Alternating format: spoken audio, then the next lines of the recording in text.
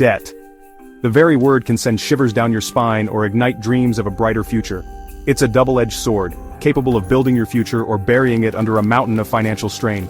Understanding the nuances of debt, the good, the bad, and the ugly, is paramount to securing your financial well-being. Many people view all debt as inherently negative, a burden that shackles them to financial instability. However, not all debt is created equal. Just as a hammer can be used to build a house or tear it down, debt can be a tool for growth or destruction, depending on how it's used. This is where the crucial distinction between good debt and bad debt comes into play. By grasping this fundamental concept, you can navigate the complex world of finance with greater confidence and make informed decisions that pave the way for a secure and prosperous future. So, let's roll up our sleeves and delve into the intricacies of debt, separating fact from fiction and empowering you to take control of your financial destiny. In its simplest form, debt is borrowed money that you are obligated to repay, usually with added interest. It's like borrowing a cup of sugar from your neighbor, but instead of returning just a cup, you're expected to return a cup and a half. That extra half cup is the interest. Debt comes in many forms, but at its core it can be broadly categorized into two main types: debt used for investment and debt used for instant gratification. Understanding this fundamental difference is crucial in determining whether a particular debt is beneficial or detrimental to your financial health. Debt used for investment is like planting a seed. You're borrowing money to acquire something that will potentially increase in value or generate future income, such as a house or an education. The goal is to earn a return on your investment that outweighs the cost of borrowing. On the other hand, debt used for instant gratification is like plucking a fruit before it's ripe. You're borrowing money to purchase things you want now, like clothes or gadgets, without considering the long-term financial implications. This type of debt often leads to a cycle of borrowing and spending that can be difficult to break free from. Good debt, as the name suggests, is debt incurred for investments that are likely to yield future returns, exceeding the cost of borrowing. It's about leveraging borrowed funds to create opportunities for growth and financial security. One prime example of good debt is a student loan. While the prospect of graduating with debt can seem daunting, consider it an investment in your future earning potential. By acquiring knowledge and skills, you enhance your employability and increase your chances of securing higher-paying jobs down the line. Another instance of good debt is a mortgage. Purchasing a home is a significant financial decision, and for most people, it necessitates taking on a mortgage. However, unlike renting, where your monthly payments provide no tangible return, mortgage payments gradually build equity in your home, an asset that can appreciate in value over time. Business loans also fall under the umbrella of good debt when used strategically. If you're an entrepreneur with a solid business plan and a viable product or service, a loan can provide the necessary capital to launch or expand your business, leading to increased revenue and profitability. Bad debt, in stark contrast to its counterpart, is incurred for immediate gratification or consumption. It's about acquiring items or experiences in the present without considering the potential long-term financial consequences. Credit card debt is often cited as a classic example of bad debt. While credit cards offer convenience and can be useful for emergencies, they can quickly become a financial burden if used irresponsibly. High interest rates and the temptation to overspend can lead to a cycle of debt that is difficult to escape. Payday loans are another glaring example of bad debt. These short-term, high-interest loans are often marketed as a quick fix for financial emergencies, but can quickly spiral into a debt trap. The exorbitant interest rates and fees associated with payday loans can trap borrowers in a vicious cycle of borrowing and repayment.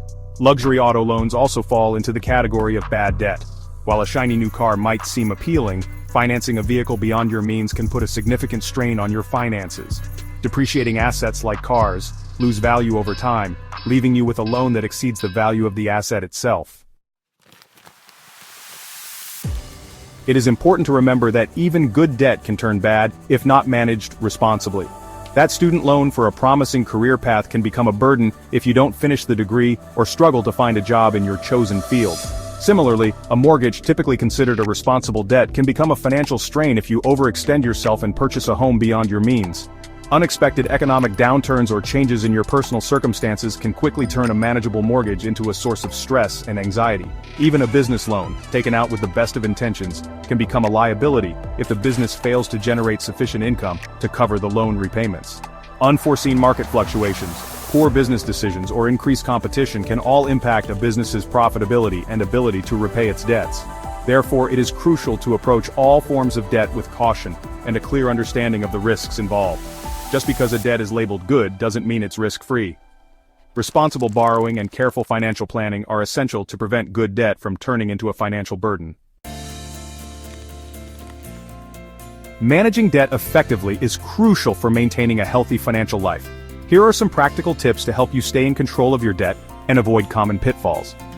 First, borrow with clear returns. Before taking on any debt, carefully consider the potential returns. Will this debt help you generate income, increase your earning potential, or acquire an appreciating asset? If the answer is no, it might be best to reconsider. Second, live within your means. Avoid the temptation to live beyond your means. Create a realistic budget that tracks your income and expenses, allowing you to make informed spending decisions and avoid unnecessary debt. Third, build an emergency fund. Life is full of surprises, and some of them can be expensive. Having an emergency fund can help you cover unexpected costs without resorting to high-interest debt. Aim to save 3 to 6 months' worth of living expenses. Finally, avoid revolving credit for non-essentials. Credit cards can be convenient, but they should not be used for everyday purchases or non-essential items. If you do use a credit card, make sure you can pay off the balance in full each month to avoid high interest charges. One of the most important factors lenders consider when evaluating your creditworthiness is your debt-to-income ratio, or DTI.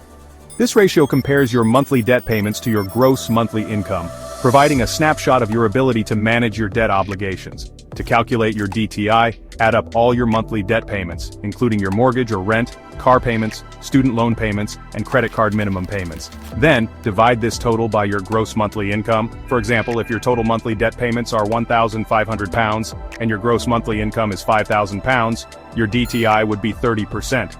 A lower DTI indicates that you have more disposable income available to cover your living expenses and make timely debt repayments. Lenders generally prefer borrowers with a DTI of 43% or lower, although this can vary depending on the type of loan and the lender's criteria. Maintaining a healthy DTI is essential for securing favorable interest rates on loans and mortgages, ultimately saving you money in the long run. Ultimately, the goal is not just to manage debt, but to strive for a debt-free life. While it may seem like a daunting task, especially in today's society where debt is often seen as a necessary evil, achieving financial freedom is an attainable goal with discipline, planning, and a commitment to living within your means. Start by creating a realistic budget that prioritizes debt repayment. Consider using the snowball method, where you focus on paying off your smallest debts first to gain momentum and motivation.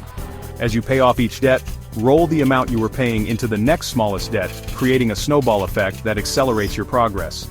Remember, financial freedom is not about depriving yourself of the things you enjoy, but about making conscious choices that align with your values and long-term goals. By understanding the difference between good and bad debt, managing your finances responsibly, and making informed spending decisions, you can break free from the shackles of debt and pave the way for a brighter, more secure future. If you found this helpful, give us a like, subscribe for more simple financial wisdom, and ring the bell so you don't miss the next step on your path to financial freedom. This channel is Finance and Investing Tips channel, helping you master money, one smart move at a time.